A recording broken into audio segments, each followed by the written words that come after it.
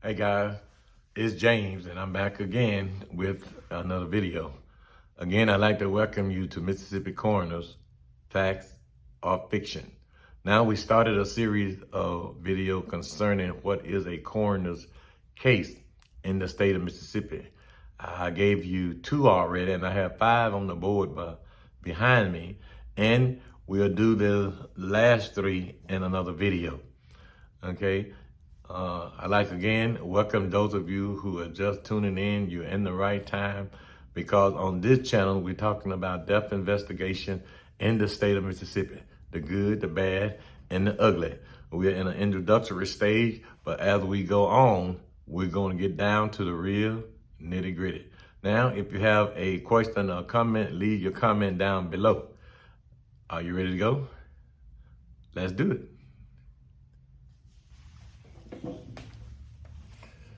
Okay, guys, I have 5 additional reasons that you will call a county coroner, and these are entitled, "What is a coroner case in the state of Mississippi?"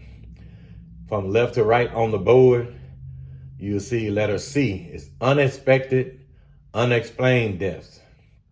These are deaths occurring suddenly or unexpectedly or from an unexplained cause. Individuals who are found dead without obvious cause and medically unexpected death which occurred during a course of medical treatment or during the course of a medical therapeutic or diagnostic procedure. All right. These are what we call unexpected and unexplained death. Now, sometimes the general public don't know that if someone goes in for a medical procedure, whether outpatient or inpatient, whether it's surgery or scope or whatever, and if something happened during that procedure and the patient subsequently dies, then the coroner has to be called. Now, most people don't know this. This is done behind the scenes, but the coroner had to make sure that there wasn't something done by the provider or by the equipment or whatever means, especially if the death was unexpected. But investigation is done before the death certificate is produced. In these type of cases, the doctor is not able to sign the death certificate. Only the coroner can sign the death certificate on these cases. Now, unattended death. Unattended death simply means any death of a person who found without documentation of a physician in attendance 36 hours preceding their death. These cases must be reported to the county coroner. And it's simply saying that if you haven't seen the doctor within 36 hours of your death, then the coroner has to investigate what happened to you. Letter E is unidentified deaths. This is another reason why the coroner is called. Death of a person where the identity of the person is unknown. Okay. And remember, in the state of Mississippi, regardless of who you are, where you are, you should always have an identification on you. You must have identification on you, some form of identification on you, and not necessarily a driver's license, but you must, wherever you go, take some type of identification with you, with your name, a date of birth, and your address of where you're from. Even if you have to write it on a piece of paper and put it in your pocket, you should always have that. Letter F. The coroner is called when there are death of a child. And this simply means the death of a child under the age of 2 years, where death results from an unknown cause, or where the circumstances surrounding the death warrants a sudden unexplained infant death investigation. Now, this is an additional investigation to the duties the coroner already have.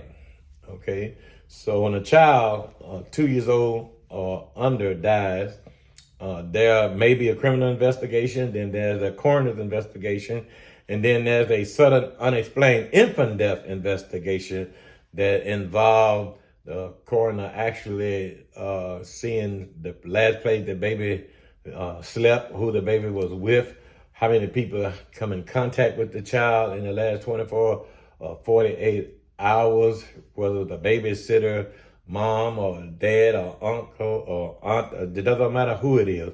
All these people are investigated if they had anything to do with this child preceding its death. Now, fetal deaths. Fetal deaths are simply death of a fetus 20 completed weeks of gestational age and weigh 350 grams or more. These must be reported to the county coroner. We're not talking about stillborn, okay? We're talking about death of a fetus 20 completed weeks of gestational age and weigh 350 grams or more. And they may be stillborn. However, they must be reported to the county coroner because we need to make sure that there wasn't some type of event that caused the mother to go into labor prematurely, some type of trauma or drugs or whatever. But these cases are reported to the county coroner and they are investigated. And again, most people might not recognize that or even know that, but investigations are done. Now, there are 3 other that I want to share with you, but I will share those with you in the next video.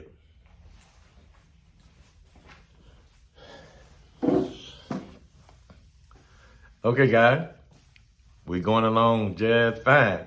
Hey, listen, I hope you enjoyed this video. It's certainly a lot of information. Just go back and listen to it again or screenshot this board so that you can understand this information even more. Now, guys, listen, leave a comment down below. I'll try to give you the Mississippi answer to your Mississippi coroner's question. Hit the like button, subscribe to my channel, turn on your post notification because I'll be giving you a video every single week. And stay tuned for the additional What is the Coroner's Case in the state of Mississippi. Until next time, we out.